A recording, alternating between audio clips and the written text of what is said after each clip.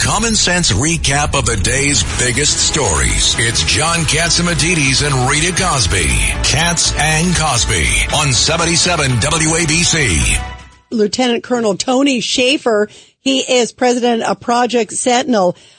Tony, we're just talking about this with this crazy Yahya Sinwar, who's now head of, as Tony Carbonetti was just so eloquently describing, he's now head of military and political, and a total lunatic, right? I mean, this is as if the other ones weren't.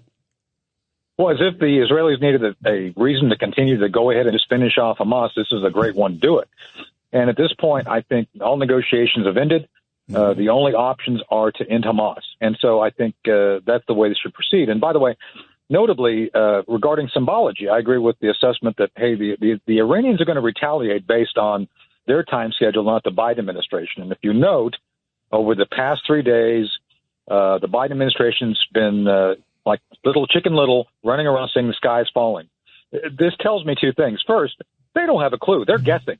And secondly, that should be reminding us that they don't have a clue and they're guessing and they don't know what's going on. So any way you cut it, and I've gone on record, I said on Sunday and Monday, they're not going to go Monday night. You know, they're waiting to assess how to best use their resources. And the assassination of the Hamas individual, the Hamas leader in Tehran, incidental to their inauguration of their president, really set them back. They didn't know how they did that, and they're trying to assess what's going on. And more importantly, the Israelis are doing what Trump has done. Trump personalizes the events relating to retaliation. The Hamas leaders, the Hezbollah leaders, they're all wondering if they're next. That's the way you have to do it. And the Israelis have done that. They've made it so the individuals who normally encourage others to die for them are the ones who may die. And when you put it in that perspective, they take a step back and try to figure out if they should continue to do things, and if so, are they secure? And I think that's what's changed the equation. And Tony, you know, the White House doesn't understand. You don't win anything, sports, war, anything, playing defense. You got to go on offense.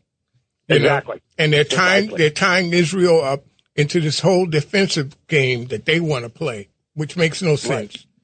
Right. And it only will result in the death of more people on both sides. I agree with you.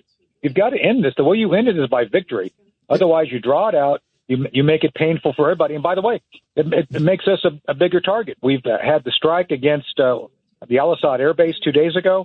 More of that's coming until we end this, period. I believe before you were referring to the Soleimani killing, which 100% correct. It personalized it, and it let them know that we could get to their backyard. Because if you remember, they were presenting President Trump with, let's just do a strike at the base that had set off the drones that attacked and killed our contractor. That was what they recommended. And he said, well, what's the next level? And I said, well, the next level is you go kill Soleimani. He goes, do that. Right. Yep. Okay. Send that message. Right call.